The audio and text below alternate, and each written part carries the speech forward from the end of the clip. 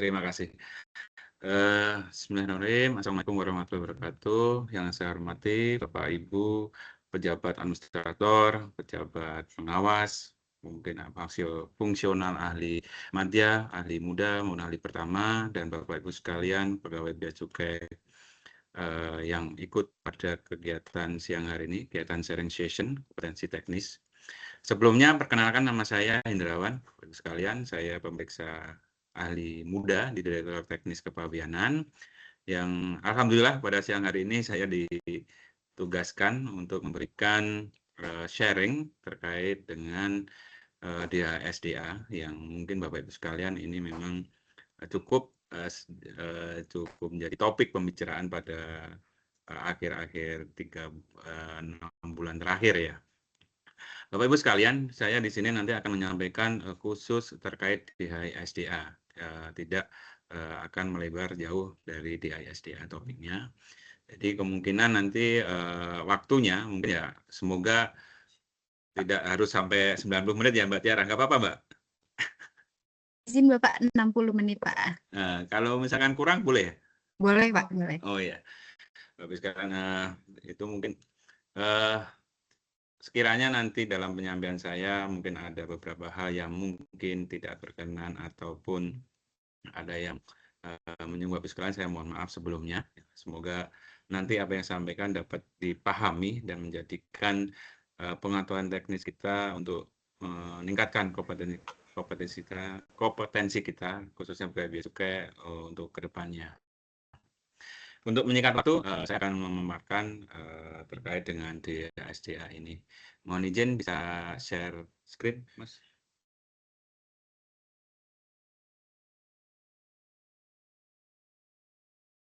Udah. Sebentar.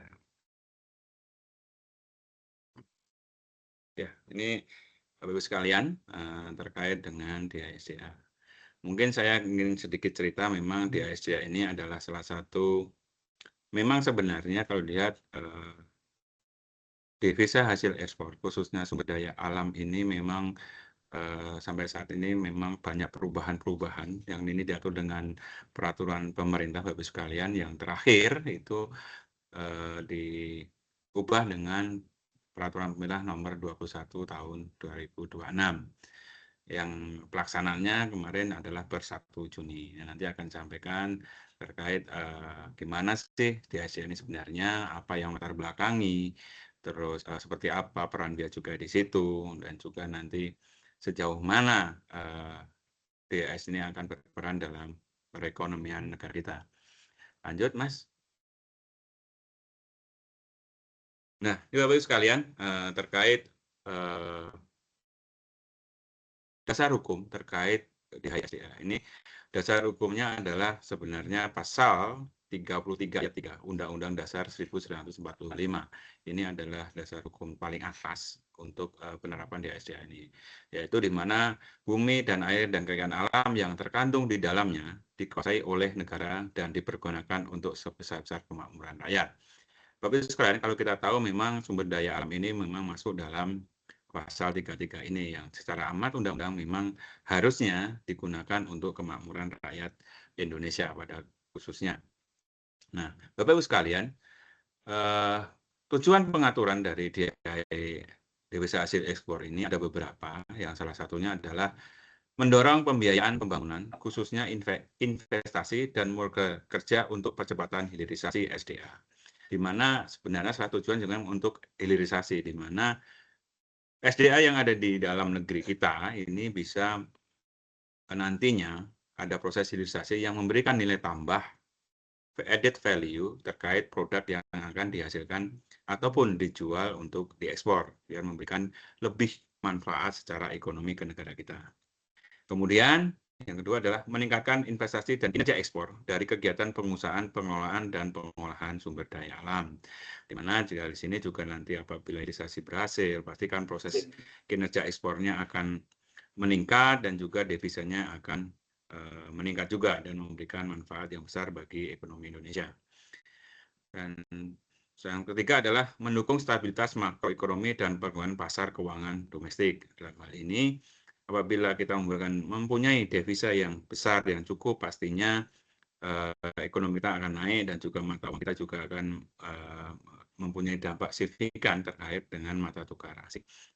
Nah, salah satu juga tujuan dari DHSD ini adalah untuk meningkatkan kontribusi pelaku usaha, khususnya di sektor sumber daya alam di Indonesia ini, dalam rangka peningkatan kesejahteraan, yang dimana kesejahteraan masyarakat kita kalau dilihat memang masih sangat perlu ditingkatkan. Nah, ini salah satu cara pemerintah untuk meningkatkan tersebut adalah dengan adanya DHI-SDA.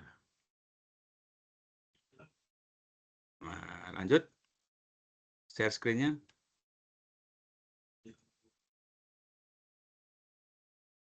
Lanjut, Mas Okta.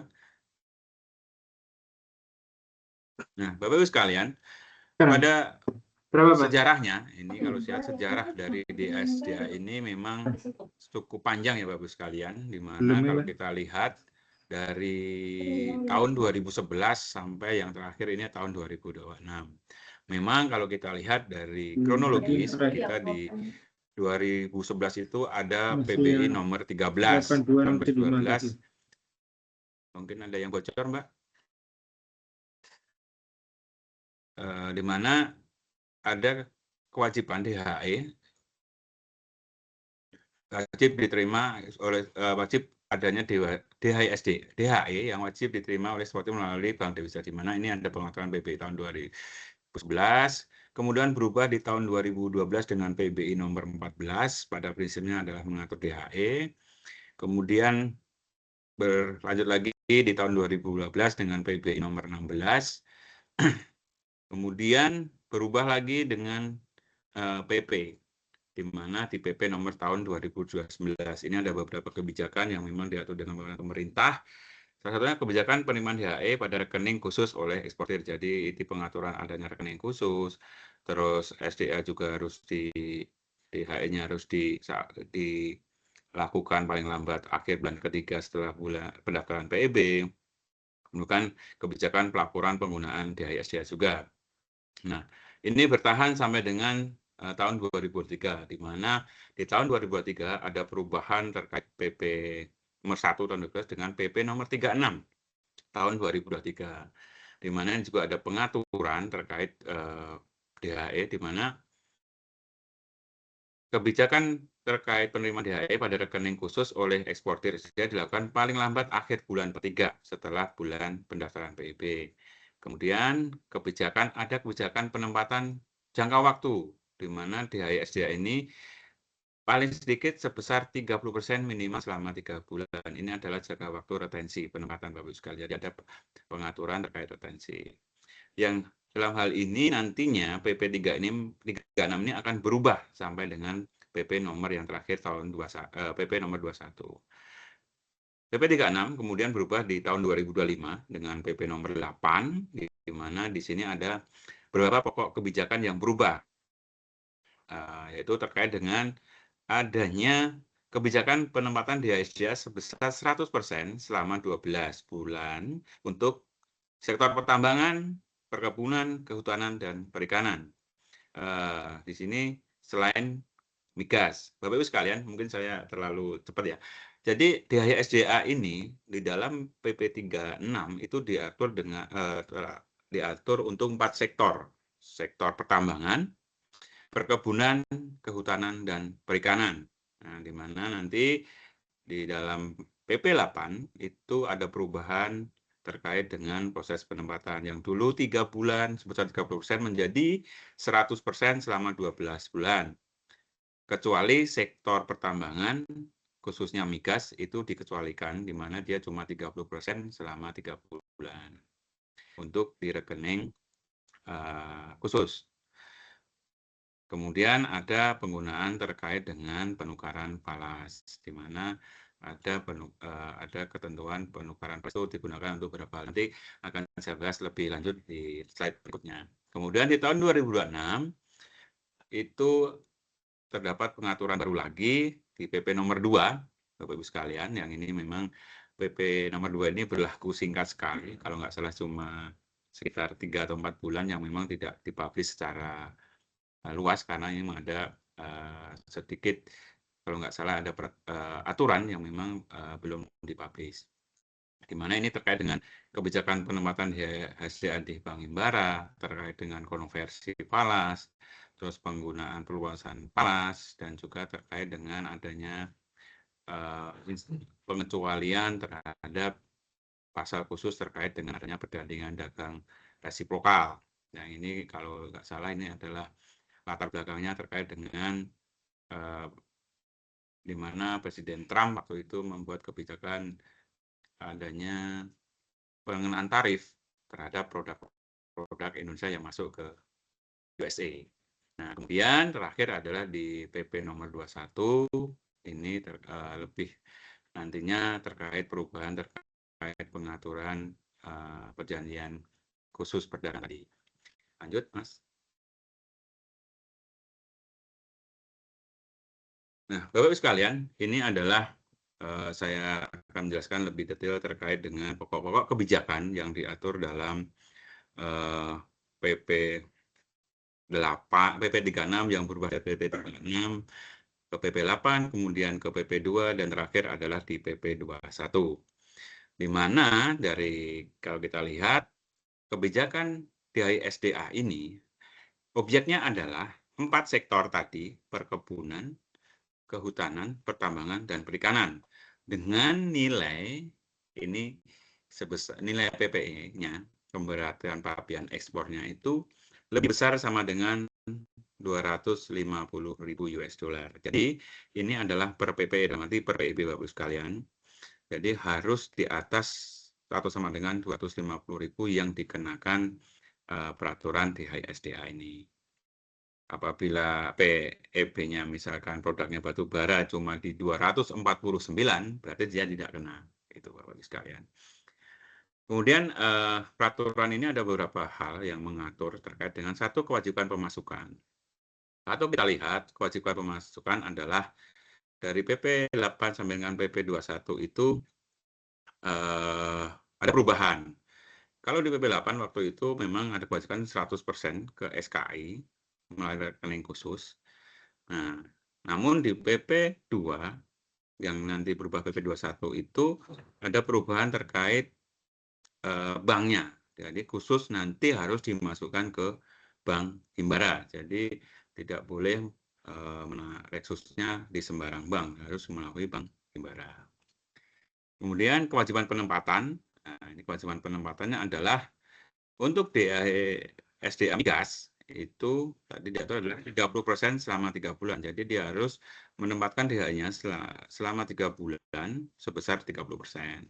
Untuk SDA non migas itu 100% selama 12 bulan. Dan ini dari PP 8 sampai dengan PP 21 ini aturannya tetap Bapak sekalian, tidak ada perubahan. Kemudian terkait dengan penggunaan falas dari DHI-SDA sendiri. Kalau kita lihat di PP 8 ini ada beberapa peraturan yang mengenai penggunaan falas, di mana salah satunya adalah penukaran di mana khusus non migas penggunaan DSDA dapat dilakukan selama masa retensi sepanjang masih ditempatkan di Reksus Falas, yaitu untuk tujuan yaitu satu di PP 8 ya, penukaran ke rupiah di bank yang sama dengan mengacu pada ketentuan BI, di mana itu waktu itu masih ada LPI dan bank-bank lainnya. Kemudian pembayaran falas bisa untuk kewajiban perpajakan kepada pemerintah, misalkan untuk pajak, PNBP, atau kewajiban lainnya. Terus kemudian untuk pembayaran dividen dalam bentuk falas, pembayaran dalam bentuk falas atas barang atau jasa berupa bahan baku, barang penolong, dan barang modal yang belum tersedia, tidak sedia, atau tersedia hanya sebagian, atau tersedia di dalam negeri namun tidak sesuai spesifikasi. Jadinya ini untuk penggunaan barang-barang impor, Bapak sekalian. Yang terakhir adalah pembayaran atas pinjaman untuk pengadaan barang modal dalam falas. Ini di PP 8. Kemudian di PP 2 dan terakhir diubah dengan PP 21 ada perluasan Bapak sekalian terkait penggunaan falas ini.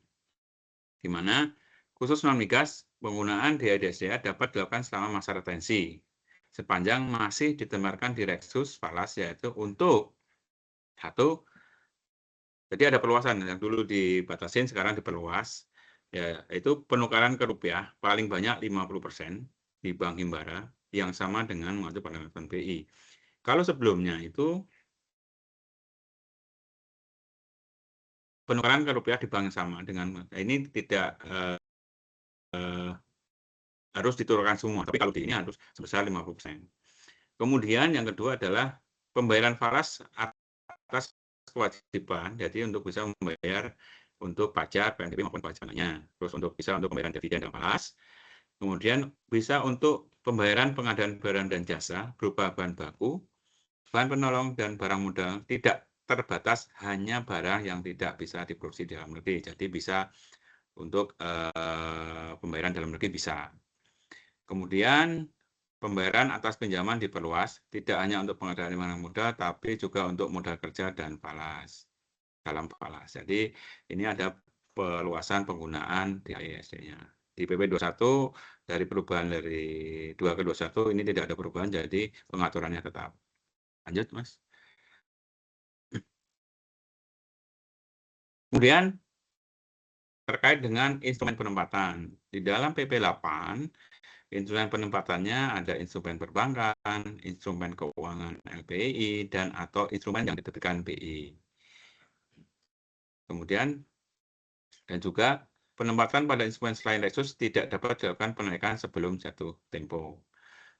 Kemudian di PP 8, PP 2 dan PP 21 itu ada kewajiban di mana kewajiban pemasukan di Lexus harus di Bank Himbara. Yaitu itu juga terkait dengan instrumennya, ada instrumen perbankan sama instrumen yang dibuat oleh BI dan atau SBN falas dengan insentif PPh tidak dipungut akan ini insentifnya ini akan diatur dengan peraturan Menteri Keuangan. Pada prinsipnya adalah instrumennya hanya pada Bank Himbara ditempatkannya. Tidak boleh waktu itu ada LPI atau bank lainnya tidak. Kalau waktu sebelumnya kan di PP 8 boleh pakai LPI atau bank selain Bank Himbara. Kalau di PP 2 dan PP 21 ini harus ditempatkan di Bank Himbara. Di mana pengaturan terkait penempatan Lexus itu sama, yaitu tetap harus waktu jatuh tempo baru bisa ditarik. Kemudian terkait posisi pengawasan.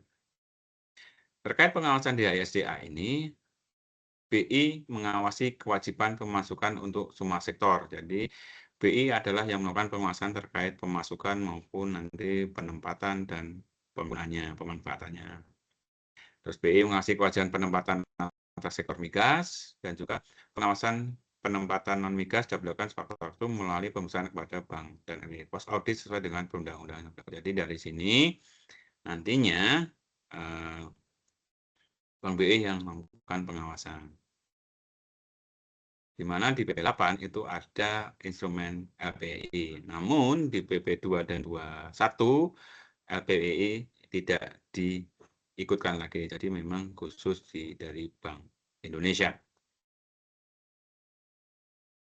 Kemudian masa transisi ini Bapak Ibu sekalian, ini juga harus dipahami bahwa pada waktu transisi di PP 8 ini saat PP mulai berlaku, eksportir yang sedang dalam proses pengawasan atau pemenuhan kewajiban berdasarkan PP 3623 dinyatakan telah memenuhi seluruh kewajiban. Jadi atas PPE yang sebelum PP ini berlaku terkait kewajiban DSA itu dianggap setelah memenuhi kewajiban. Nah, saat di PP 2 dan 21 ini pelakuan sebenarnya hampir sama bahwa saat di PP 2, saat PP mulai berlaku, eksportir yang sedang dalam proses pengawasan atas pemenuhan kewajiban berdasarkan PP nomor 8 dinyatakan telah memenuhi seluruh kewajibannya. Jadi PP 2 ini berlaku apabila ada eksportir yang masih dalam proses pengawasan sebelum PP ini berlaku dinyatakan telah memenuhi kewajiban. Nah, PP 21 juga sama bahwa pada saat PP 21 berlaku, maka eksportir yang sedang dalam proses pengawasan atas pemenuhan kewajibannya berdasarkan PP 2, ya, ini dinyatakan telah memenuhi seluruh kewajibannya. Jadi nanti yang harus terakhir yang memenuhi kewajiban DSI adalah yang sesuai dengan masa berlakunya PP 21, yaitu per 1 Juni. Lanjut.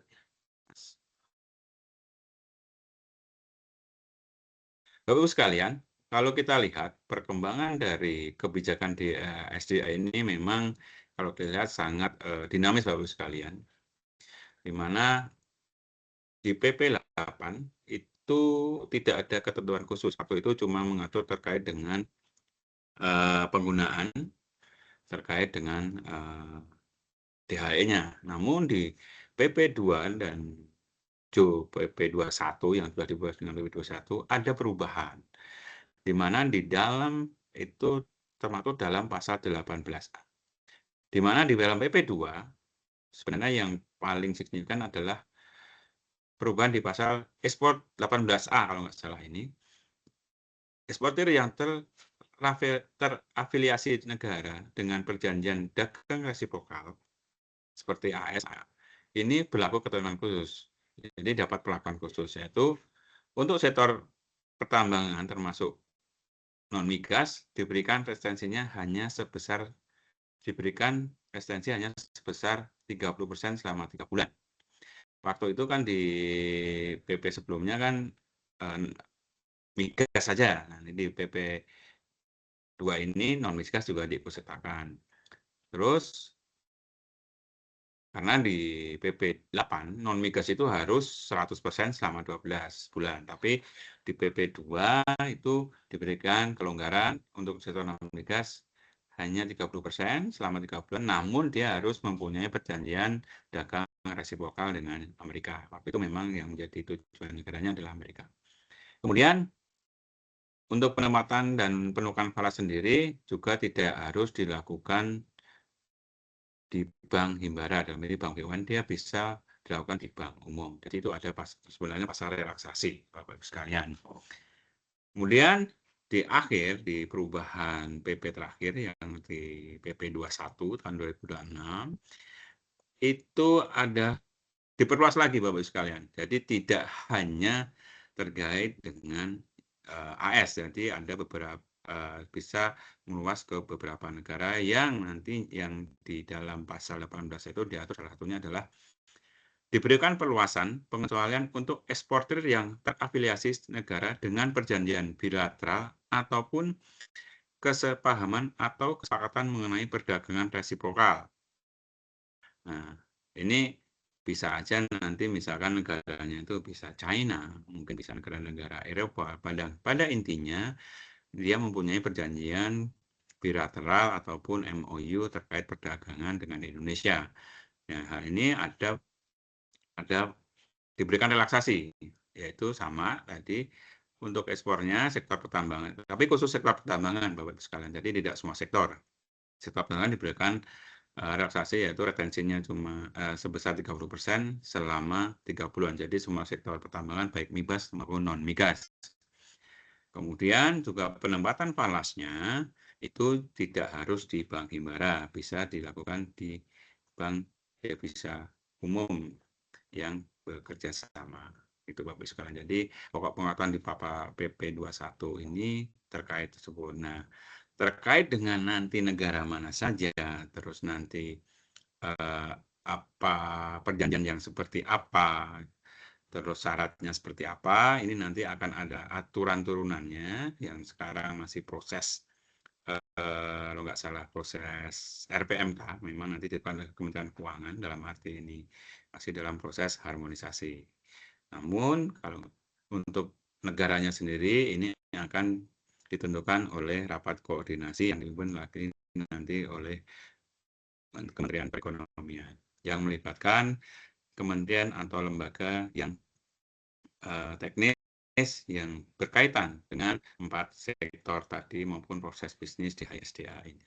Dan juga mungkin terkait dengan nanti karena ini mungkin nanti ada proses investasi segala macam, mungkin nanti juga akan melibatkan kementerian yang mengelola ataupun memiliki keuangan terkait dengan investasi. Lanjut, Mas.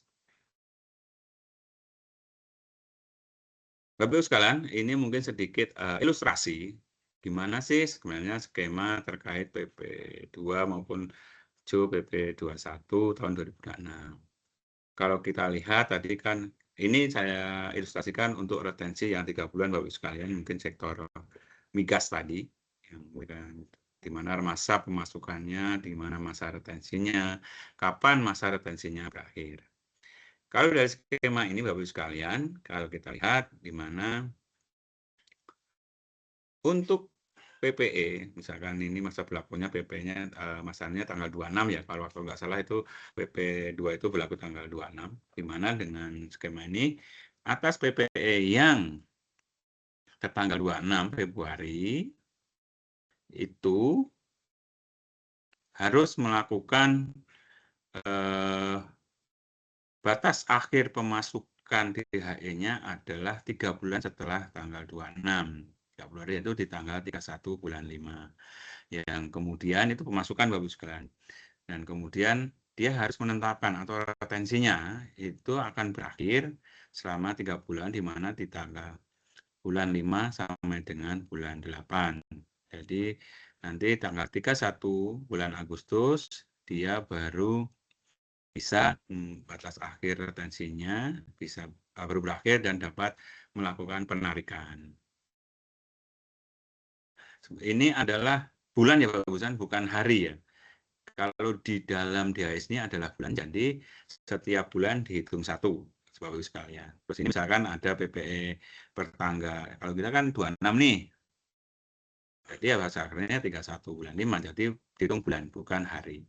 Misalkan ada PPE tanggal 1 bulan 3, kemudian dia harus melakukan pemasukan DHE ke rekening khusus, terakhir adalah tanggal 30 bulan 6. Kemudian batas akhirnya, retensinya dalam arti penempatannya adalah di tanggal 30 bulan 9. Jadi yang saya tekankan ini adalah terkait hitungan bulan, bukan hari Bapak Ibu sekalian. Kalau kita lihat kan ini di Februari, meskipun tanggal 26 ya tiap Februari, dia harus sampai bulan 5, karena meskipun di Februarinya Februari akhir, tapi secara hitungan bulan dia ikut 1 bulan. Nah ini kalau dilihat, ini kan ada PPE tanggal 25 bulan 2 dan juga PPE tanggal 1. Jadi kali terakhir itu apabila di PP sebelum tanggal PP 2 tahun 2006 berlaku, dia dinyatakan sudah selesai. Jadi kewajiban untuk PP tanggal 25 dan kesananya misalkan makin tua berarti dia dianggap telah selesai. Bapak Ibu sekalian, nanti mungkin terkait juga di sini terkait sanksi Bapak Ibu sekalian. Kalau kita lihat di dalam sanksi ini ada sanksi namanya sanksi administrasi yang nantinya sesuai dengan PMK nomor 73 tahun 2023, di mana itu ada terkait pengenaan dan pencabutan sanksi administrasi khususnya terkait penempatan DHSDA ini. Nantinya akan saya bahas lebih lanjut. Lanjut.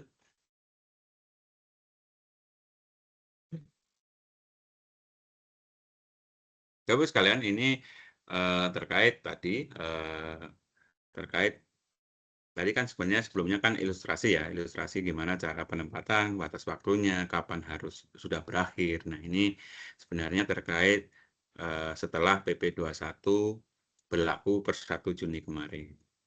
Pada prinsipnya hampir sama dengan tadi bahwa PPE sebelum 1 Juni tahun 2006 berarti dia telah dinyatakan telah memenuhi kewajiban DHE-SDA-nya. Nah, setelah 1 Juni, berarti dia harus melakukan kewajiban DHE-nya sesuai dengan PP 21 tahun 2006. Nah, salah satunya adalah dia harus penempatan di rekening khusus di Bank Himbara setelah PPE. Ini sesuai dengan pasal 6 ayat 3. Kemudian masa retensi DHE migas itu 3 bulan, dan untuk non-migas atau umum itu 12 bulan. Itu pasal 7. Terus ada konversi rupiah itu sebesar 50%, sebesar 50% dari nilai DHSD yang ditempatkan. Ini sesuai dengan pasal 11A huruf 1. Ayat 1 huruf A. Ini 3 pengaturan pokok Bapak Ibu sekalian yang harus nantinya dipatuhi oleh para pengguna jasa. Khususnya 4 sektor tadi, perkebunan, kehutanan, perikanan, dan pertambangan. Nah, kemudian memang ada pengecualian yang saya sebutkan tadi di pasal 18A. Apabila dia memenuhi ketentuan di pasal 18A, dalam arti dia mempunyai perjanjian bilateral atau MOU dengan negara Indonesia, itu nanti mendapat perlakuan atau relaksasi, di mana salah satunya adalah dia tidak harus menempatkan rekening khususnya di bank himbara. Ini juga kewajibannya hampir sama, Bapak Ibu sekalian. Nah, nantinya apabila nanti Bapak Ibu sekalian, para eksportir ini tidak melakukan ketentuan yang ada di pasal di ketentuan di atas, 3 hal di atas, maka nanti akan ada namanya sanksi. Sanksi ya ini sanksinya sanksi administrasi ya Bapak Ibu sekalian, yaitu adanya penangguhan layanan ekspor oleh bea cukai. Ya, ini sebenarnya nantinya bea cukai itu hanya sebagai eksekutor, namun berdasarkan hasil pengawasan dari Bank Indonesia maupun Otoritas Jasa Keuangan. Ini ada di pasal 16 Bapak sekalian. Nanti terkait mekanismenya akan saya jelaskan lebih lanjut. Jadi pada prinsipnya PP 21 tahun 2006 itu mengatur 3 hal tersebut yang pokoknya yang harus dipenuhi. Kemudian juga terkait dengan relaksasi yang ada di pasal 18A. Namun dalam pelaksananya pasal 18A ini masih dalam proses pembuatan PMK khususnya terkait kriteria-kriteria di pasal 18A, khususnya perjanjian, kemudian seperti apa, negara mana saja, dan juga seperti apa entitas seperti apa yang nantinya akan diberikan relaksasi di pasal 18A. Lanjut. Nah, Bapak Ibu sekalian, terkait turunannya sendiri, kalau kita lihat ada 3 pihak yang sangat berperan di dalam DISDA ini, yaitu salah satunya Kementerian Keuangan, kemudian Bank Indonesia, dan OJK. Nah, di Kementerian Keuangan sendiri sebenarnya ini lebih kepada proses kepabeanan dalam proses layanan ekspor Bapak Ibu sekalian. Nah, di sini dari aturan turunannya ada namanya dibuatlah PP 73 tahun 2003. Ini adalah tentang pengenaan dan pencabutan sanksi administrasi atas pelanggaran ketentuan devisa hasil ekspor dari kegiatan pengusahaan, pengelolaan, dan atau pengelolaan sumber daya alam. Jadi ini nanti turunan nanti sanksinya seperti apa ya tadi kalau nggak salah adalah penangguhan layanan ekspor. Khusus ekspor ya penangguhannya, bukan impor. Jadi khusus ekspor. Kemudian ada lagi adalah KMK nomor 2 tahun 2025 ini tentang jenis barang. Karena tidak semua jenis barang yang dikenakan di ECA, jadi nanti ada jenis barang dengan pos HS-nya yang ditetapkan oleh Kementerian Keuangan. Mana saja yang nanti mendapatkan ketentuan di HISDA ini. Itu untuk urus barang dan HS-nya itu merupakan usulan dari kementerian atau lembaga teknis pengampunya, misalkan dari terkait sektor perikanan ya nanti dari KKP, kalau misalkan ke sektor kehutanan dari kehutanan, perkebunan nanti juga mungkin dari pertanian, dan juga misalkan pertambangan nanti dari SDM. Jadi mereka yang mengusulkan Kementerian Keuangan terkait barang apa saja atau pos HS mana saja yang harus dikenakan terkait peraturan DICA ini. Kemudian Bank Indonesia itu juga menerbitkan peraturan yaitu PBI nomor 3 tahun 2005. Ini juga perubahan terkait PBI nomor 7 tahun 2003 tentang DHE dan DPI. Dengan kemudian ada peraturan Deputi Gubernur nomor 4 tahun 2005 tentang perubahan kedua atas peraturan Deputi Gubernur nomor 4 tahun 2005 tentang DHE dan DPI.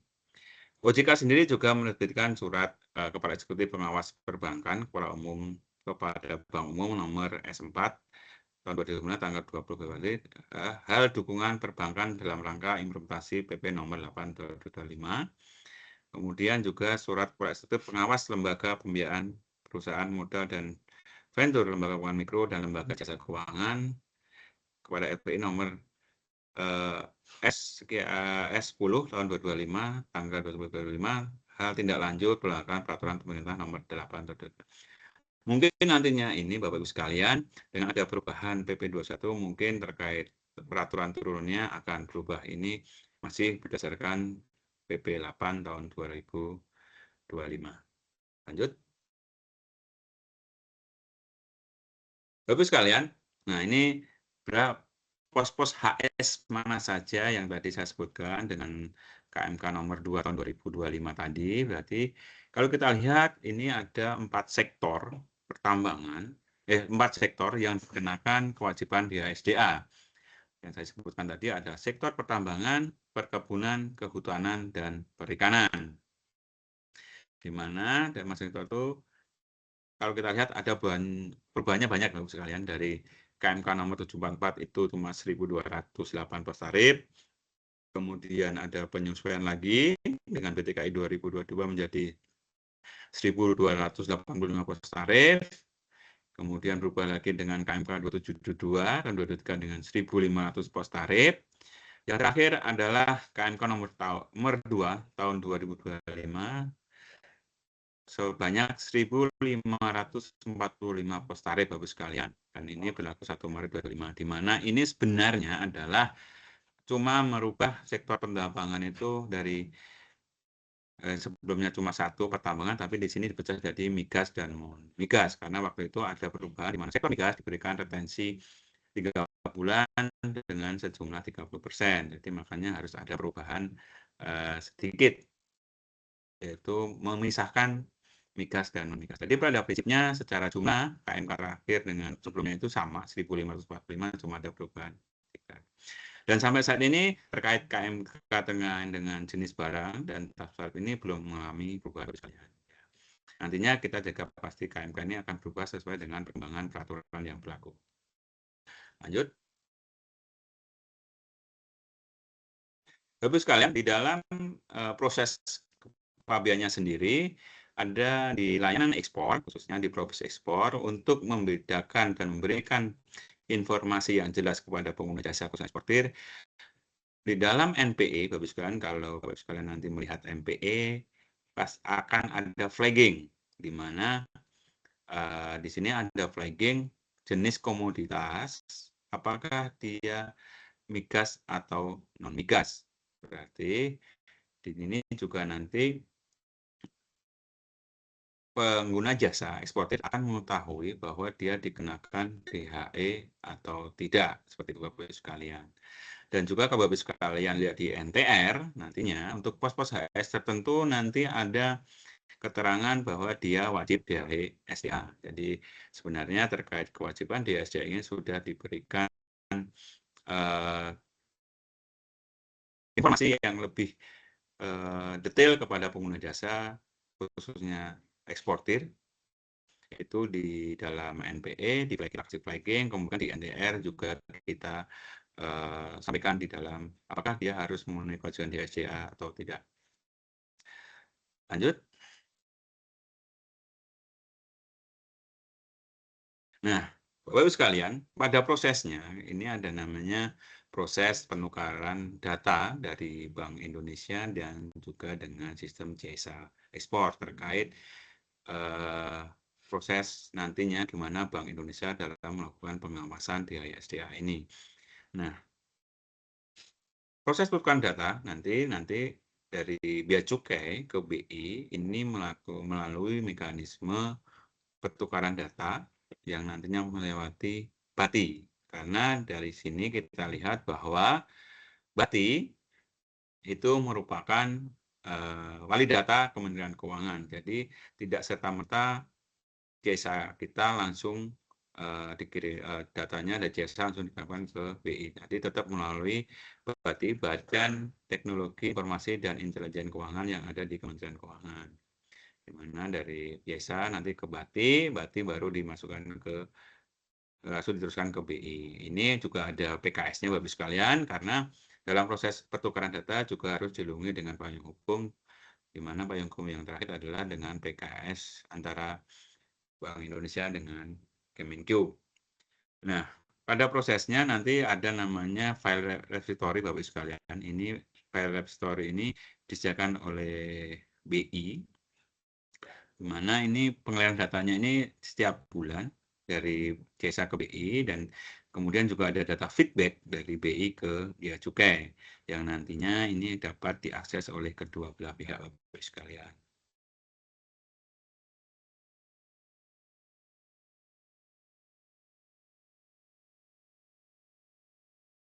Nah, ini ada ini kalau kita lihat ada data harian dan juga ada data bulanan. Lanjut. Nah, Bapak Ibu sekalian, ini terkait dengan nantinya proses pengawasan di SDA sendiri.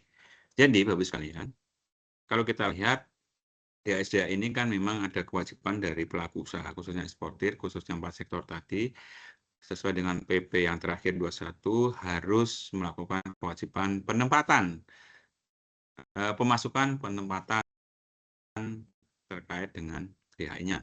Nah, apabila nanti ada pelanggaran terkait di sini, ada proses namanya sanksi administrasi yang berupa sanksi administrasi berupa penangguhan layanan ekspor.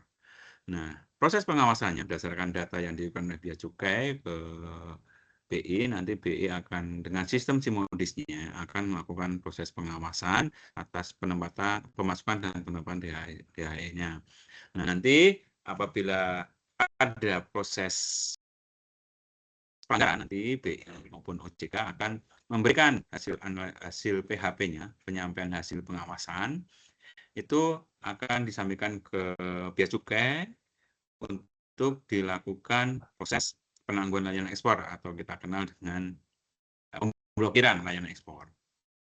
Nah, untuk sampai saat ini, sekarang ini ada namanya auto blocking system. Jadi ini sistemnya sudah terotomasi. Nanti jadi dari PHP itu masuk ke sistem desa, otomatis sistem desa akan melakukan pemblokiran secara real time, nanti otomasi. Nah, ini dasarnya berdasarkan PMK nomor 73 tahun 2003 tadi yang saya sebutkan di atas, dan juga nanti pemblokiran ini kalau Bea Cukai berdasarkan PMK 219 terkait registrasi kepabeanan Bapak sekalian. Pun halnya dengan proses pencabutan. Proses pencabutan, jadi apabila suatu entitas eksportir itu kena blokir, kemudian setelah dia memenuhi kewajiban DHC-nya dapat melakukan pelaporan ke BI maupun ke Bea Cukai untuk dilakukan pemblokiran blokir. Nah, untuk laporan misalkan si A nih, eksportir A sudah, oh Pak, saya sudah melakukan penempatan kewajiban dari SDA. Dia ngirim data nih ke Bea Cukai, Pak, saya ini mau dibuka blokirnya. Nah, Bea Cukai tidak serta-merta nih langsung melakukan pembukaan blokir. Atas permohonan pembukaan blokir terkait di SDA ini, Bea Cukai akan menyampaikan bukti-bukti ini ke BI. Tetap yang nanti akan melakukan proses verifikasi penelitian itu nanti pihak BI. Nah, bisa juga BI langsung, pengguna jasa sebenarnya harus langsung ke pihak BI untuk menyampaikan bukti dia telah memenuhi kewajiban di SDA-nya. Nah, kemudian BI dari hasil bukti-bukti itu melakukan penelitian, apabila penelitian sudah sesuai, mereka akan mengirim updating PHP bahwa atas eksportir A tadi telah memenuhi kewajiban di SDA, yang nanti akan dikirim ke sistem auto blocking system yang nanti akan dikirimkan ke Bea Cukai. Bea Cukai akan melakukan pembukaan blokir yang nanti akan disampaikan ke eksportir bahwa telah dibuka blokirnya karena telah menggunakan dari SDA-nya. Dan ini nanti pengguna jasa bisa dapat melakukan eksportasi seperti biasa. Nah, proses pemblokiran sendiri atau blocking system ini memang nantinya akan ada di bawah pengawasan Direktorat P2. Nah, untuk yang terkait sistemnya, itu yang mengelola adalah rekan-rekan dari IKC. Lanjut. Nah, ini Bapak sekalian, terkait dengan laporan apapun, updating terakhir terkait berapa sih yang sudah dikenakan sanksi administrasi terkait layanan ekspor. Atau berdasarkan data yang terakhir kita punya, sudah melalui cleansing, ini ada 170 total eksportir yang terkena pemblokiran, di mana dari sektor pertambangan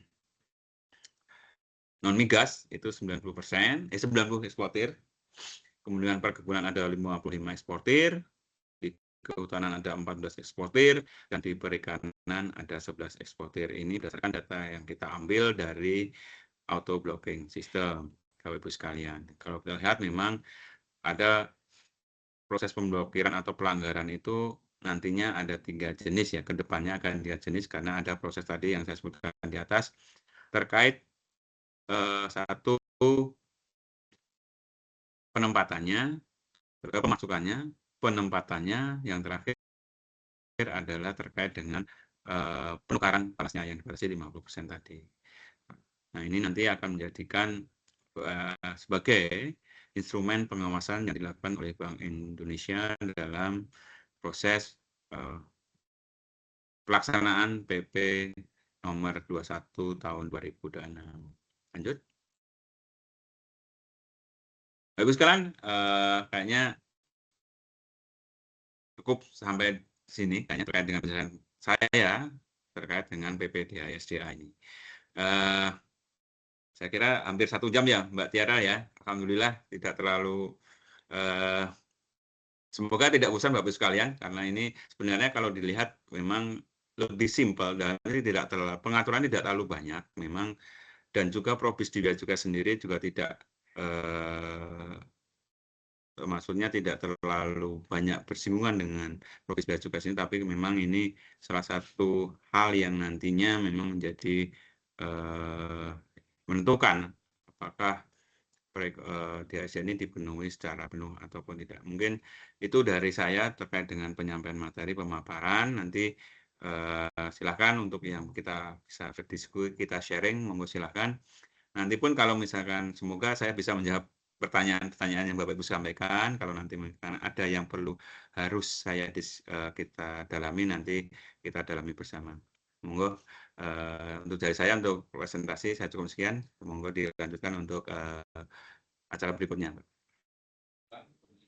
Terima kasih kami sampaikan kepada Bapak Hendrawan atas pemaparan materi yang sangat komprehensif dan insightful. Dapat kami sampaikan materi dan rekaman kegiatan kita kali ini akan dibagikan melalui tautan serbaguna yang sudah saya share di kolom chat. Bapak Ibu dapat mengakses tautan tersebut setelah kegiatan ini selesai. Selain itu, untuk menambah suplemen pembelajaran dalam pengembangan kompetensi teknis kepabeanan dan cukai, Bapak Ibu juga dapat mengikuti e-learning open access di Kemenkeu Learning Center. Rincian daftar e-learning open access dapat dilihat di tautan serbaguna yang telah kami bagikan. Selanjutnya kita akan memasuki sesi tanya jawab selama kurang lebih 30 menit. Kepada Bapak Ibu peserta yang ingin mengajukan pertanyaan, kami persilakan melalui fitur chat atau raise hand. Mohon menyebutkan nama dan unit kerja sebelum menyampaikan pertanyaan. Silakan Bapak Ibu. Oh, sudah ada Bapak Andri Ratno Wijaya. Izin Bapak silakan dapat mengajukan pertanyaannya kepada Bapak Hendrawan. Ya, terima kasih. Sebelumnya apakah suara saya terdengar? Masih ada? Mohon izin Bapak, suaranya kurang terdengar ya Pak? Apakah suara saya terdengar? Masih kecil Pak. Ya, tes.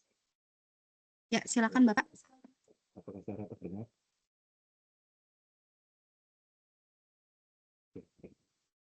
Izin Pak Hendrawan atas diskusinya sangat menarik.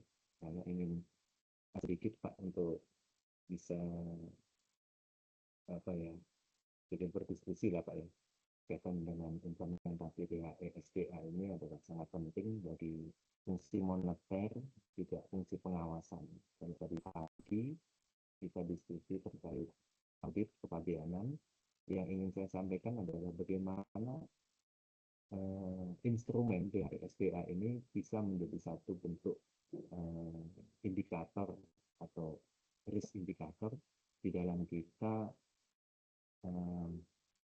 memonitor apakah itu yang namanya transfer pricing dan under invoicing itu dapat dikendalikan Pak, atau mungkin diantisipasi mengantisipasi supaya tidak terjadi yang namanya secara PEB.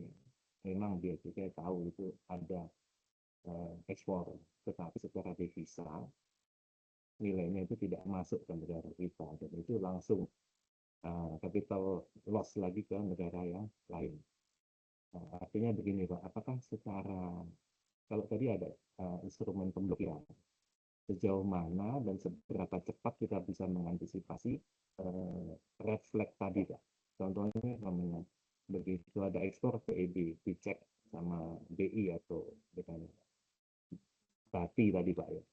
Kalau kita di lapangan itu kan agak sulit kalau kami atau mendadak harus di stop ekspor, dan itu nanti akan dampaknya itu ke supply chain atau mungkin operasional yang di pelabuhan atau di bandara itu akan sangat resisten dengan bea cukai Pak. Mungkin kita bisa berdiskusi di situ Pak, bagaimana kebijakan ini tidak membuat bea cukai itu semakin di tengah-tengah dan terombang-ambing posisi kita Pak, karena kita dengan market forces seperti itu dituntut juga kita harus mengamankan penerimaan negara.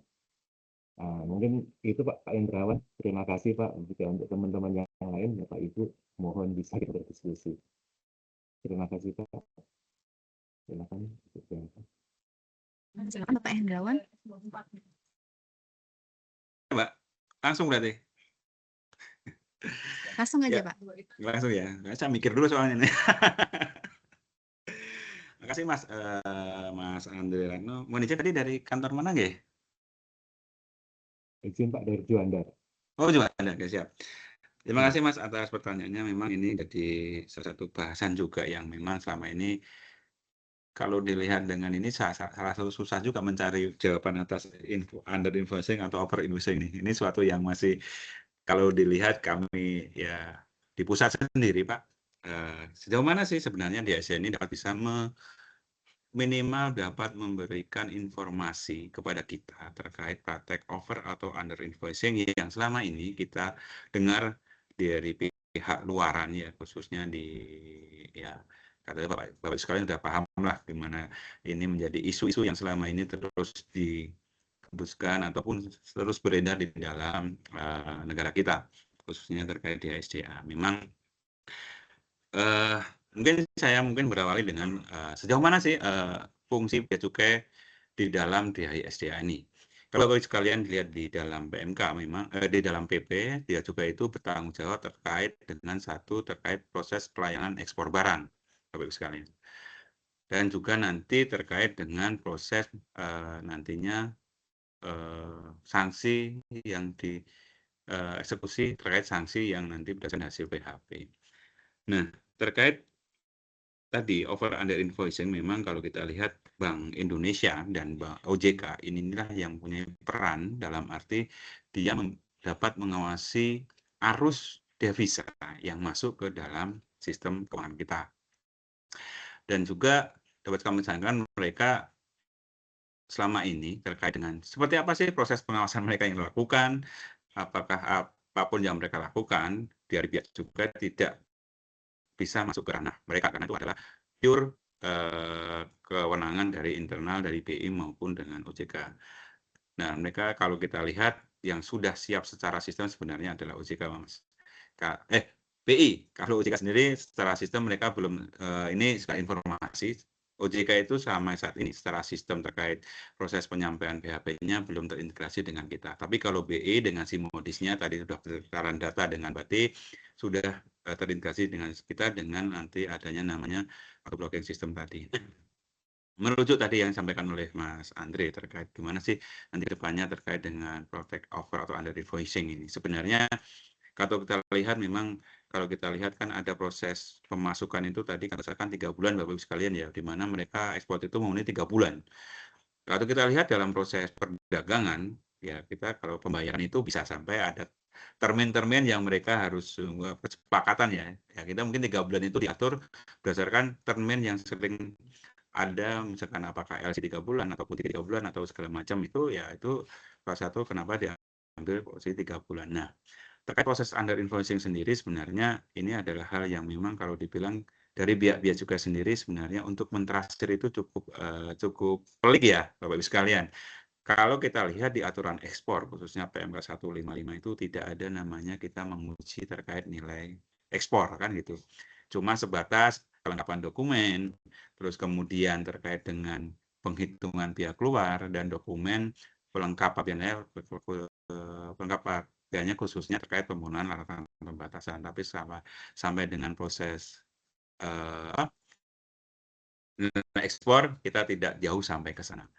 Nah, kedepannya sih memang terkait dengan proses under over invoicing ini memang kita khususnya Direktur Ekspor itu nanti kedepannya akan mengembangkan proses trade AI khususnya ekspor, di mana ya kita bisa mendapatkan referensi Bapak Ibu sekalian nanti kepada teman-teman khususnya di pemeriksa dokumen ekspor itu bisa mendapatkan referensi atas sejauh mana nilai ekspor yang diberikan ekspor ini, apakah sudah ada proses markup ataupun proses under invoicing. Ya, ini sebenarnya salah satu yang kita upayakan. Tapi dari DHI SDA sendiri sebenarnya kita juga ada proses namanya proses rekon ya Bapak sekalian. Rekon ini ya sejauh mana ini eksponnya sekian, DA-nya sekian, terus itu kan kita ada rekon dengan BI. Cuma tidak sejauh sebenarnya devisa yang masuk berapa? Pastinya mereka devisa yang masuk akan seperti yang tertera di dalam PEB, karena kalau lihat dengan info dengan apa ya, perkembangan terakhir kan ada proses misalkan mereka ternyata menjual ke Singapura dengan perusahaan seperti apa yang ternyata sebenarnya trade-nya langsung ke mana ke Amerika ya. Itu sebenarnya salah satu yang mungkin nanti akan menjadi perhatian kita. Kita dari khususnya di sudut ekspor itu juga akan mengembangkan namanya trade AI. Tapi dengan DHE SDA sendiri sebenarnya ini adalah lebih nantinya kalau nanti masih akan ada proses yang pembicaraan lebih intensif dengan teman-teman BI khususnya terkait DHE. Bisa enggak nantinya kita mentrasir sebenarnya uang ini sejauh dimasukkan dari mana sebenarnya, apakah memang dari end user atau memang dari cuma sebagai dari perusahaan cakang yang ada di Singapura. Seperti itu.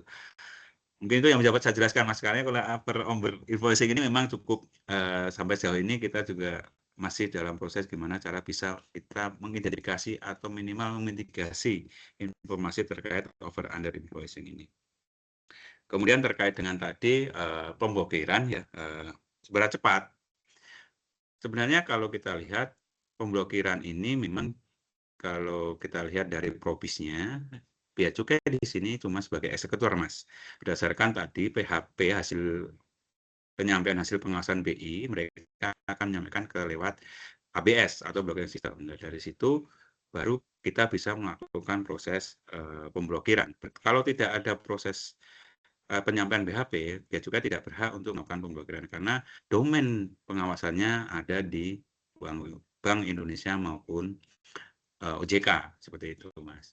Dan itu prosesnya real time. Nah, terkait dengan proses pengawasan sendiri, kita tidak bisa masuk ke BI karena itu memang pure kewenangan dari BI dalam melakukan pengawasan. Kalau nggak salah, mereka punya step-step dalam melakukan pengawasan sampai terbit PHP. Karena ini waktunya tadi dari 3 bulan, terus sampai nanti sampai retensinya. Itu rata-rata memang itu BI itu misalkan belum ada pemasukan selama 3 bulan, mereka akan melakukan konfirmasi ke pihak eksportir. Loh kok kenapa ini enggak? Kayak gitu.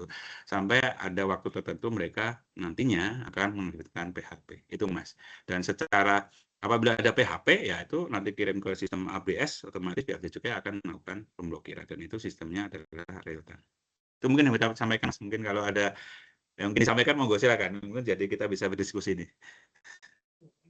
Ya, terima kasih banyak Pak Terawan. Mungkin itu yang sebagian besar Pak pertanyaannya sudah menjawab dan ya, semoga implementasinya itu sampai di lapangan itu berjalan dengan baik. Nah, teman-teman kan pasti di lapangan ini yang pasti berhadapan langsung dengan market forces itu Pak. Mungkin itu Jadi, aja Pak. Ya. Saya tekankan memang terkait dengan pemblokiran ini pada prinsipnya khususnya DHE ya Mas ya. Itu kita sebagai eksekutor saja menerima dari hasil PHP dari BI. Jadi nanti pun proses pembukaan blokir itu pencabutan blokir juga kita berdasarkan PHP dari Bank Indonesia. Gitu, Mas. Oke, Terima kasih. mungkin ya. Ini Siap. bertanya. Oke, Terima kasih Mbak Hendrawan atas jawabannya. Ini sebenarnya ada yang resen lagi, cuman di kolom chat Bapaknya izin untuk sholat asar terlebih dahulu. oke.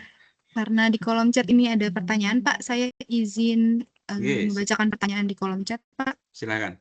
Izin bertanya tadi disampaikan untuk PEB dengan nilai di bawah 250.000 USD tidak berlaku ketentuan PP ini.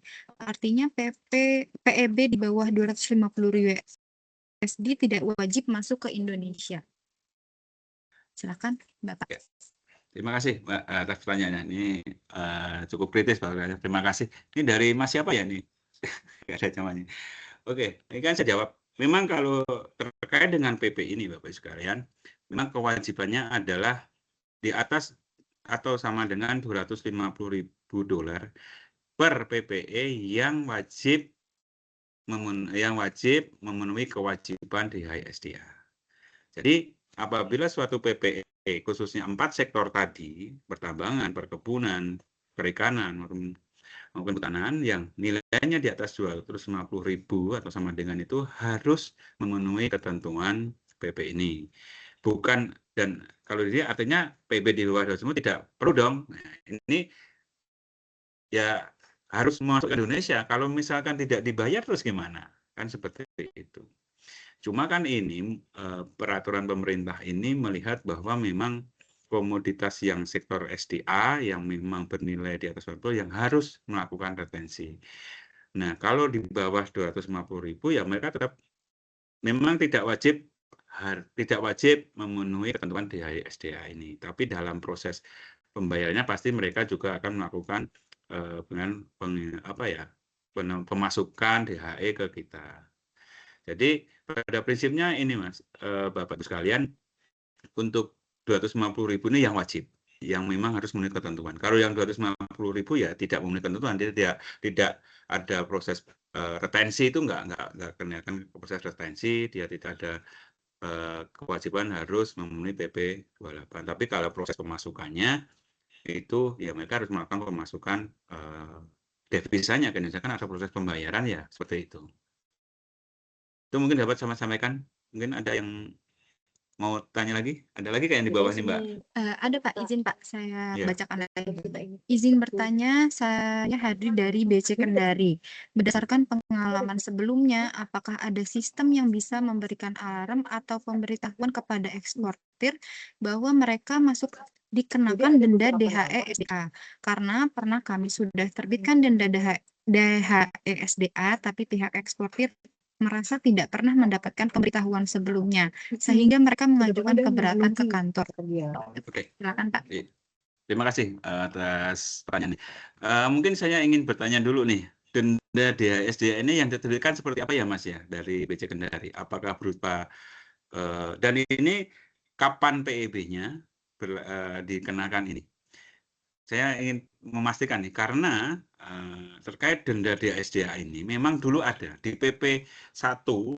PP 1 itu memang mewajibkan denda yang tahun 2000 berapa nanti Mas ya? 2019 kalau nggak salah, itu aturan turunannya ada di dalam itu ada namanya denda DHI/SDA. Tapi setelah adanya PP 36 sebagaimana diubah dengan PP 21 tahun 2026 ini terkait denda DHI/SDA khususnya yang berupa denda administrasi itu tidak ada lagi karena di aturan turunan terkait sanksi itu sudah berubah menjadi PMK 73 di mana dendanya berubah denda administrasi berupa larangan penangguhan layanan ekspor atau pemblokiran. Jadi saya harus memastikan nih denda ini denda seperti apa. Dalam arti kalau memang denda berwujud nominal berarti itu harusnya PIB sebelum PP 36. Sebelum berlakunya PP 36 karena setelah PP 36 itu tidak ada namanya denda administrasi.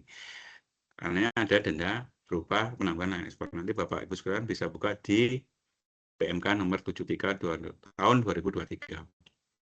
Kemudian memang kalau alarm ini sebenarnya sudah ada flagging tadi saya sampaikan di flagging di mana? Di dalam NPE di mana ada nantinya ada DHE, SDA, migas, sama non-migas itu adalah flagging yang untuk bisa memberikan alert bagi eksportir untuk apakah dia dikenakan DHA, SDA atau tidak. Karena flagging ini juga nantinya salah satunya pasti dia transaksinya di atas 250.000 US dollar, dia memenuhi kriteria 1545 pos tarif tadi, seperti itu. Itu yang mungkin sampai saat ini yang bisa alert yang kita berikan kepada pengguna jasa terkait kewajiban DHA, SDA juga. Kalau kita lihat Bapak sekalian di dalam nanti misalkan dia kena blokir atau seperti apa, nanti di dalam nota penolakan, kalau kan kita misalkan submit dokumen eksportir, nanti submit, misalkan ada nota penolakan, nanti akan ada keterangan. Keterangannya adalah pemblokiran karena belum memenuhi kewajiban DHI SDA, itu Bapak sekalian. Jadi saya ingin memastikan bahwa dendanya kan ini denda kapan nih, gitu kan. Terus PIB-nya kapan? Kalau PIB-nya itu sebelum PP 36 berlaku, ada kemungkinan iya. Tapi kalau setelah PP 36, otomatis itu akan beda. Karena di PP 36 itu sanksinya adalah PMK 73 berupa sanksi layanan ekspor. Nanti mungkin dipastikan dulu ya Mas ya, terkait dengan kondisi ini. Itu Mbak yang bisa saya sampaikan, Mas, yang tadi yang bertanya. Siap Bapak, terima kasih Bapak. Kemudian ini Bapak Trisman Awaludin, apakah sudah ada di tempat Bapak? Sepertinya masih sholat ya Pak. Mohon izin Bapak Ibu yang ingin mengajukan pertanyaan kepada Bapak Hendrawan bisa mengajukan pertanyaan via fitur raise hand atau via chat Bapak Ibu.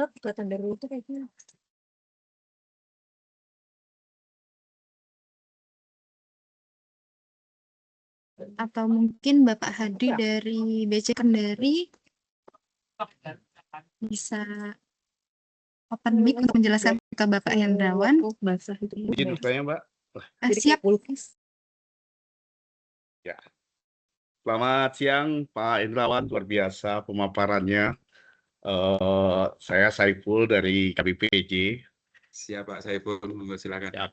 Pak, izin bertanya nih Pak, saya bagaimana mekanisme pembukaan blokir nih Pak atas pengenaan sanksi administrasi yang dikenakan oleh pengguna jasa atas layanan ekspor ya Pak?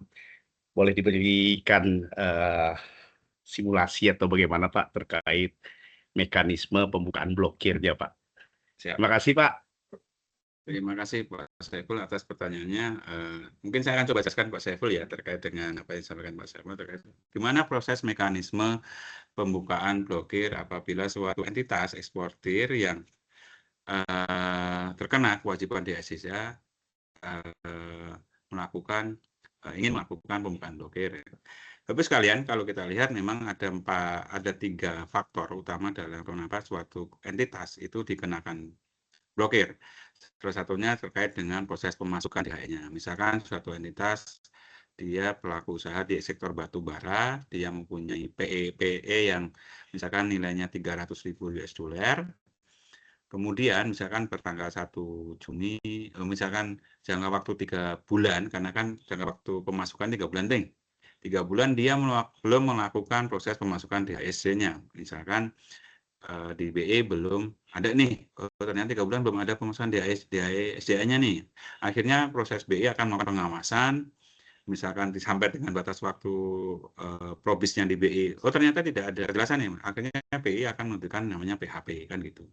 Yang PHP ini nanti akan dikirimkan ke sistem ABS atau blocking system yang nanti terkoneksi dengan CESA. Di situ nanti setelah itu CESA akan melakukan proses pemblokiran layanan ekspor atau penangguhan layanan ekspor blokir. Nah, ini nantinya dari sistem jasa akan disampaikan ke pengguna jasa dalam hal ini dengan akun ya, kalau nggak salah dengan apanya ya, yang dia punya nanti apa namanya Pak Mas? Sistem CESA dia nanti akan ada pemberitaan bahwa kena blokir kan gitu. Pada waktu dia submit dokumen pasti dia akan tadi seperti saya sampaikan ditolak karena belum memenuhi kewajiban DHSCA. Kemudian dari situ eksportir loh, saya kok karena DSD nih saya belum melakukan pemasukan. Untuk dapat memperluas PIB-nya dia harus melakukan pembukaan blokir nih gitu. Akhirnya dia setelah tahu itu dia melakukan pelunasan nih, penempatan sebesar tadi 300.000 US. Dia melakukan penempatan ke reksus dia, kemudian melakukan pelaporan dari bukti-bukti pemenuhan kewajibannya. Itu bisa dengan 2 mekanisme Bapak Saiful ya. Dia bisa langsung ke BI dengan mungkin saya mekanisme seperti apa di sana mungkin dengan surat atau dengan nanti lewat aplikasi. Karena kalau nggak salah sudah di BI itu terkait dengan pengawasan DSD ini mereka punya PAR ya. Kalau di kita mungkin sisi atau seperti apa, mereka menghubungi mereka akan menyampaikan bukti-bukti. Pak, Bu, ini saya sudah melakukan pelunasan DSDA. Terus dari BI akan meneliti nih Pak Saiful, meneliti, oh udah clear nih dengan sistem perbankannya, KS-nya, keuangan Indonesia-nya sudah masuk nih. Akhirnya mereka akan membuat namanya updating PHP. Dia akan mengirim ke pihak SESA dengan sistem atau blocking system itu. Dari situ nanti dari ABS yang di SESA akan udah ada nih PHP terkait pembukaan blokir. Nanti SESA akan buka blokirnya dan nanti akan diteruskan ke pengguna jasa terkait pemblokirannya sudah dicabut dan dia dapat melakukan kegiatan ekspor lagi. Dan bisa juga tadi itu lewat BI. Kalau lewat Bea Cukai, dia bisa nih menyampaikan surat bukti ke Bea Cukai, Pak, Bea Cukai ini saya sudah melakukan pelunasan nih terkait kewajiban DHI saya. Oke, tapi Bea Cukai tidak serta-merta langsung bisa melakukan pembukaan blokiran. Tetap nanti proses penelitiannya tetap di BI. Kita teruskan surat itu ke BI dengan surat buktinya, BI yang akan memproses. Nah, BI akan memproses penelitian, kemudian dia akan mengirim PHP-nya itu ke sistem autoblocking system. Di sistem desa, nanti desa akan melakukan pembukaan blokir berdasarkan PHP yang dikirimkan oleh BI. Itu Pak Saiful yang mungkin dapat saya jelaskan mekanismenya. Siap, terima kasih banyak Dan. Oke, terima kasih Pak Saiful. Ya, terima kasih Pak Saiful dan Pak Hendrawan. Selanjutnya dari Bapak Trisman Awaludin. Apakah sudah ada di tempat Bapak Trisman? Iya, sudah ada. Ya, siap. Silakan Bapak. Baik, terima kasih atas kesempatan yang diberikan. Suara saya Pak sudah terdengar dengan jelas? Dengar Pak Berarti ya? Trisman. Oh, baik. Ya, terima kasih Pak. Ini materinya cukup menarik ini Pak terkait dengan DHE. Dan memang kekhawatiran teman-teman di kantor ini memang yang selalu jadi ujung pengaduan dari teman-teman ekspor ketika blokir itu biasanya di kantor Bea Cukai. Rupanya dari penjelasan ini kan sebenarnya si eksportirnya yang diblokir oleh pihak OJK atau Bank Indonesia kalau tidak salah. Kemudian yang kedua kami sampaikan, setelah kami hitung-hitung tadi sekitar 250.000 US dollar Pak ya yang diwajibkan DHE ini. Dan kami sebagai penggiat UMKM ekspor di daerah ini sebenarnya bertanya-tanya apakah UMKM juga masuk, rupanya karena nilainya sekitar 4,5 miliar kalau kami hitung-hitung, itu rupanya dia luput atau tidak termasuk dengan kewajiban Bank DHI ini. Kemudian coba kami simulasi sebenarnya Pak terkait dengan DHI ini yang untuk khususnya yang non migrasi, yang ya non migrasi itu dia kewajibannya 100% kalau tidak salah ya. Kemudian selama 12 bulan, artinya memang yang punya modal besar yang di gadang-gadang untuk diwajibkan terhadap DHI ini.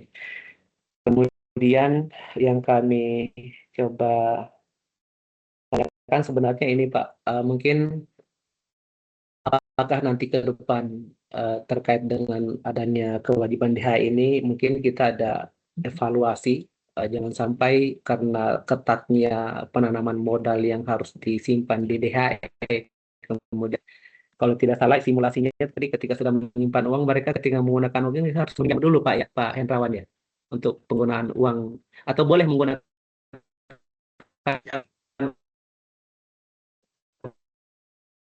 uang yang itu yang kami tanyakan. Karena kalau dihitung-hitung sekitar 4,5 miliar, dihitung-hitung dalam setiap transaksi itu kalau idealnya dia hanya 5 bulan Pak, sampai akhir tahun itu bisa motif dananya, karena ekspor di Januari uangnya bisa dipakai di bulan Agustus gitu ya. Kemudian ketika Februari, September praktisnya dia hanya di 5 bulan dengan menggunakan untuk M kali 5 sekitar ya 25 miliar lah yang harus disiapkan oleh perusahaan untuk dana yang memang hanya diblokir. Pertanyaan kami mungkin apakah si eksportir ini bisa menggunakan uang ini langsung atau harus menggunakan skema pinjaman Pak di perbankan untuk memutar modalnya begitu. Mungkin itu yang kami tanyakan Pak. Terima kasih. Izin kami dari Bea Cukai Kendari, nama Trisman Awaludin. Ya. Terima kasih. Terima kasih Mas Trisman Awaludin. Luar biasa sekali pertanyaan ini. Ya, Mas Trisman, Bapak Ibu sekalian, terkait dengan apa yang disampaikan oleh Pak Trisman tadi, memang kalau kita lihat memang ada batasan terkait siapa yang kena kewajiban di SCA tadi adalah eksportir dan eksportir yang termasuk 4 sektor, pertambangan, perkebunan, kehutanan dan perikanan, dan PPE-nya di atas 250.000 US dollar, di atas 250 atau sama dengan. Jadi memang kalau dengan UMKM memang ini saya kira juga kemungkinan tidak dikenakan, karena kalau UMKM-nya sudah ekspor itu sudah bukan UMKM lagi kayaknya Mas Trisman ya.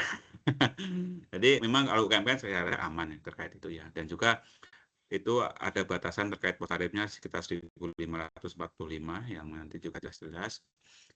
Terus terkait dengan apa yang disampaikan Mas Trisman tadi, gimana sih nanti pengguna jasa dalam arti eksportir dalam permodalannya? Kalau kita lihat kan ini besar nih, kalau dengan kurs sekarang 250.000 US dollar ya sekitar mungkin di atas 4 miliar ya sekarang ya. Gimana mereka muternya? Karena ada proses retensi, khususnya non-migas yang sekitar 100% selama 12. Tadi mungkin Mas bisa ditampilkan yang penggunaan Mas. Nah, kalau tadi kita lihat ada proses relaksasi terkait dengan proses penggunaan DAE SDA ini Mas. Jadi salah satunya adalah bisa ditukarkan dengan kurs rupiah sebesar 50%, gitu Mas. Jadi apabila dia nantinya telah menaruh nih 300.000 US dollar selama 12 bulan karena dia dengan non migas selama 12 bulan, itu boleh dia menggunakan untuk kepentingan salah satunya dia bisa menukar nih ke rupiah, tapi paling banyak 50%. 50% harus ditaruh. Jadi kan 50% ini bisa untuk dia melakukan cash flow dia. Untuk suatu perusahaan bisa untuk cash flow dia biar tidak terganggu. Satu itu. Kedua adalah falas ini bisa digunakan untuk pembayaran pajak. Jadi misalkan selama 12 bulan, oh ternyata saya mau bayar pajak nih dengan falas ini. Itu bisa. Dari yang 100% tadi. Kemudian dia bisa melakukan pembayaran dividen dengan bentuk falas, itu bisa.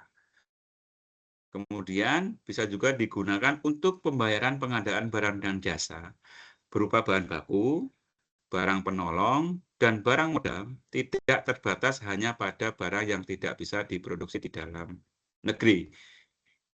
Jadi ini lebih luas lagi Pak. Jadi penggunanya. Jadi dia bisa menggunakan DHE-nya itu yang ditaruh di situ itu dengan untuk pembayaran ini, pengadaan barang dan jasa. Berupa bisa bahan baku, bahan penolong, atau barang modal, tapi nanti bentuknya adalah pembayaran secara falas. Gitu, Pak. Kemudian yang terakhir bisa untuk pembayaran instrumen pinjaman. Jadi bisa juga dia nanti untuk membayar pinjaman, dan nanti pinjamannya bisa dia melakukan pembayaran modal. Jadi pada prinsipnya tidak setar-merta retensi ini harus 100% selama 12 bulan tidak boleh digunakan. Tetap boleh digunakan, tapi dengan batasan-batasan yang ada di dalam PP2 ini Mas Risman. Jadi saya kira ini juga para konseptor PP ini juga tetap memperhatikan kelangsungan dari suatu perusahaan untuk dapat bekerja ataupun dapat berusaha dengan baik. Jadi tidak serta-merta itu akan menjadi suatu kunci mati, dalam arti itu harus naruh nih 100% sama 12 enggak, tapi ada proses di mana dia boleh menggunakan dengan batasan-batasan yang ada di PP nomor 2 yang terakhir diubah dengan PP 21. Itu mungkin dapat saya sampaikan Mas Trisman terkait. Jadi tetap aja pengusaha dapat memutar permodalannya dan memutar usahanya dengan baik, saya kira, Pak. Sudah cukup ya Bapak Trisman. Izin Bapak, mungkin ini ada ini pertanyaan terakhir. Saya izin membacakan ya Pak, karena ini ada di kolom chat dari Ibu Marisa Ganimah. Izin bertanya Bapak Hendrawan, apakah dapat disimpulkan jika positioning BC atas penerapan DHE SDA ini sebagai pihak player pertama yang menghimpun data DHE SDA yang kemudian dialirkan ke BI? Dan apakah ada kemungkinan data BC dengan data BI berbeda kaitannya dengan risiko under atau over invoicing oleh pihak eksportir?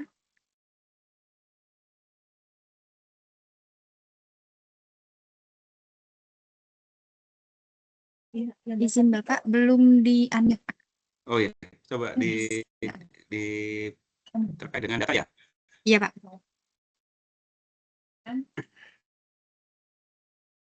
Terima kasih Mbak. Siapa tadi Mbak? Bu Marisa Ganimah Pak. Bu Marisa Gani. Apakah tadi data Bea Cukai menjadi data, mohon izin bisa diulangi Mbak? Mana ya? Siap Bapak.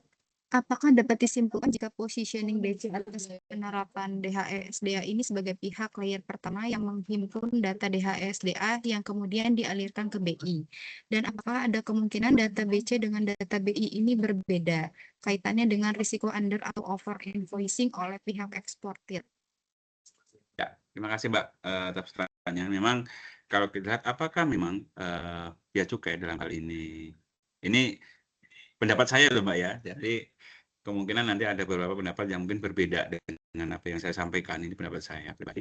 Jadi apakah BC menjadi sumber data awal ya? Ya, saya kira PEB ini adalah suatu data yang sebenarnya menjadi bahan referensi dari pihak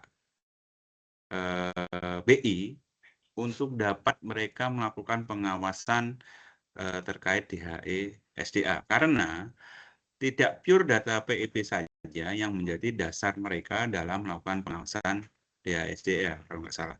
Karena BI sendiri juga dengan sistem simodisnya juga mereka akan terkait ini juga ada data-data syarat yang mereka menjadi dasar dalam mereka melakukan pengawasan. Memang kalau dilihat memang pengalihan data ini PEB itu sebenarnya kalau sependek yang saya pahami sejauh ini, yang saya tahu mungkin di Asia ini saya tahu persis itu sekitar 1 tahun terakhir ini saya memang banyak berurusan dengan DHS ini, itu sebenarnya adalah mereka ingin memetakan perusahaan mana saja, satu itu, kedua HS mana saja yang dikenakan DHSDA. Terkait nilainya, saya kira ini akan menjadi hal yang berbeda nantinya. Kan mereka akan nilai ini kan bisa aja mereka juga pastinya nanti ada dokumen yang menjadi source juga dari teman-teman BI dalam proses pengawasannya. Karena mereka mungkin nanti juga dari invoice ataupun dari kontrak kerja yang ada di mereka harus misalkan mereka memberikan persyaratan kepada pengguna jasa atas dokumennya, apakah kayak kontraknya seperti apa, terus nanti proses pembayarannya seperti apa, itu seperti itu Mbak. Jadi saya kira data PIB bukan menjadi data sebagai data referensi saya kira untuk bisa satu mereka bisa mengclustering terkait flagging mana saja sih perusahaan mana yang kena DHE, komoditas apa saja yang karena kita kan ada flaggingnya itu nggak salah yang disampaikan di NP itu salah satu flagging yang kita terapkan nanti. Terkait nilainya saya kira BI tidak serta-merta akan mengambil data dari PIB sebagai dasar utama karena akan ada data mungkin BI juga akan mensyaratkan dari masing-masing entitas yang kena DS itu terkait dengan proses perjanjian kerjanya, invoice-nya seperti apa, proses pembayarannya seperti itu Mbak. Yang mungkin dapat saya sampaikan terkait itu pendapat pribadi saya. Mungkin nanti terkait ini mungkin kita bisa bahas lebih detail nanti dengan teman IKJ akan seperti apa. Apakah ini akan jadi data pokok atau mungkin sebagai data referensi. Tapi sejauh yang saya pahami seperti itu. Jadi mereka berikan data PIB kita, satu mensortir ekspor di mana yang kena data kena kewajiban DHI SDA ini. Itu yang bisa saya sampaikan. Terima kasih Pak Hendrawan atas jawabannya. Izin Bapak, ini mungkin 2 menit lagi mau pertanyaan satu lagi atau dicukupkan saja Pak? boleh satu kali lagi. Siap. Ini ada Ya, yang resen Bapak Yoni Erik Kurniawan. Silakan Bapak. Terima kasih, Mbak. Izin Komandan Pak Indrawan, Ya. izin nih sebenarnya mau menanyakan terkait DHE. Kebetulan DHE non SDA terkait IT. Jadi izin terkait di peraturan Per 8 di tahun 2002 di pasal 30 bahwasanya Kanwil berkewajiban memantau terkait DHE. Nah, yang saya tanyakan itu terkait DHE yang melebihi 1 tahun di ayat 14 juga kelanjutan itu kita meminta konfirmasi BI-nya. Pertanyaannya selama ini yang terjadi kendala saat itu kita mau konfirmasi itu terjadi kendala itu BI-nya itu mohon maaf kita tidak dapat respon, bahkan kita minta asistensi pusat itu tidak ada kelanjutannya.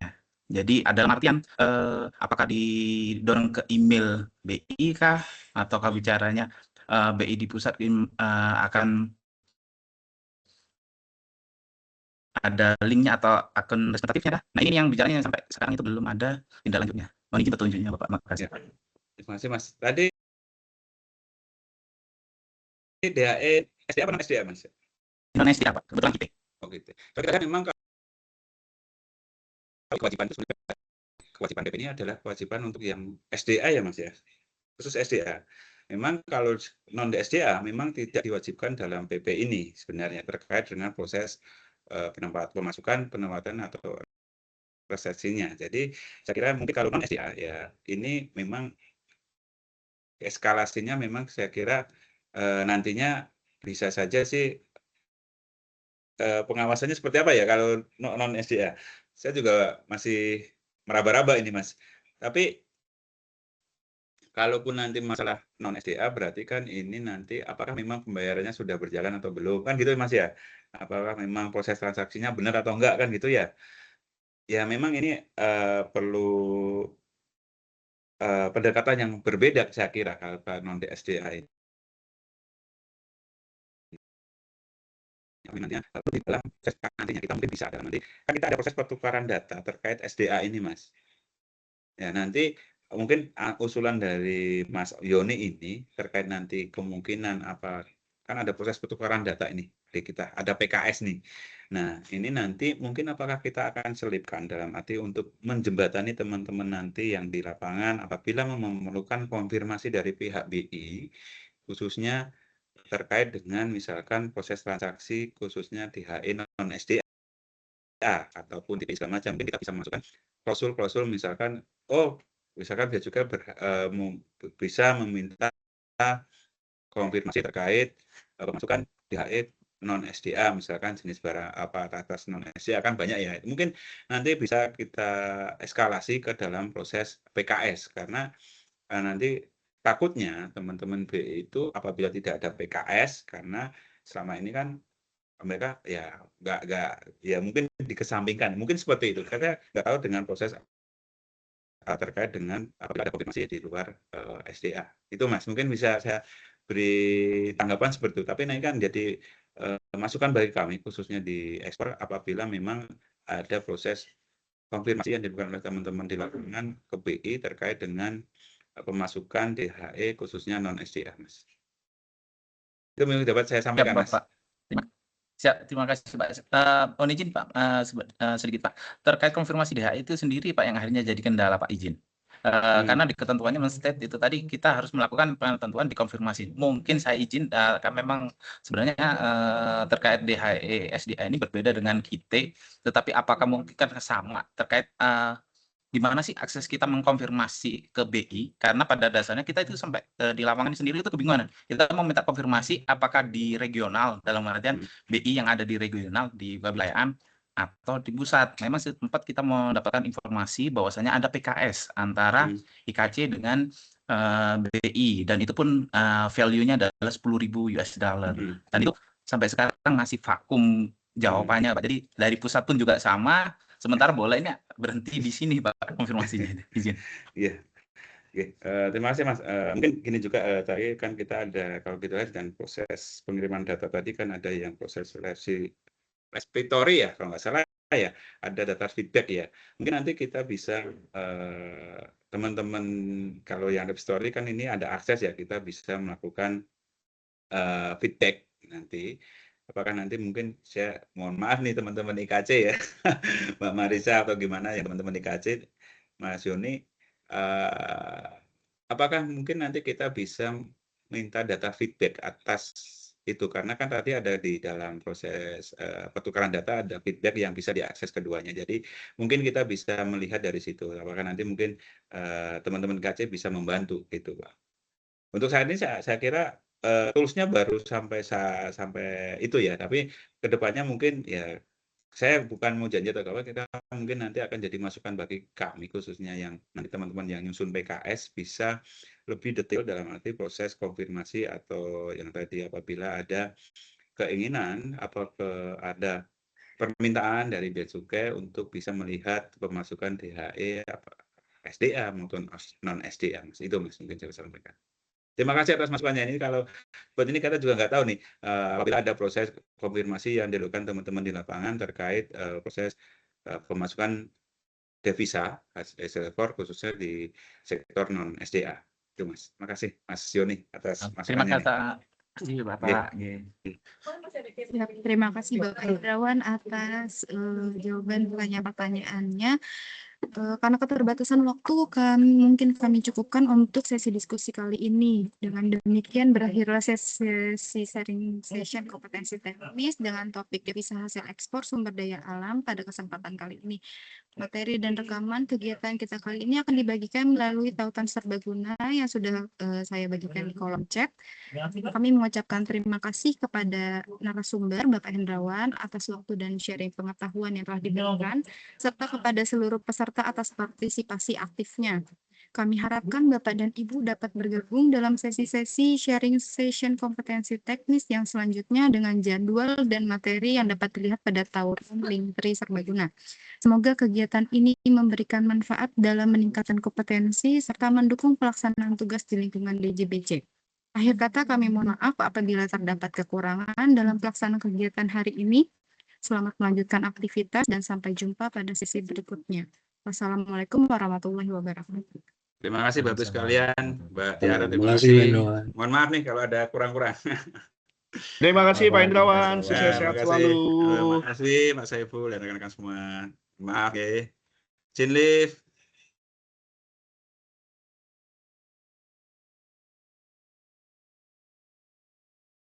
Terima kasih.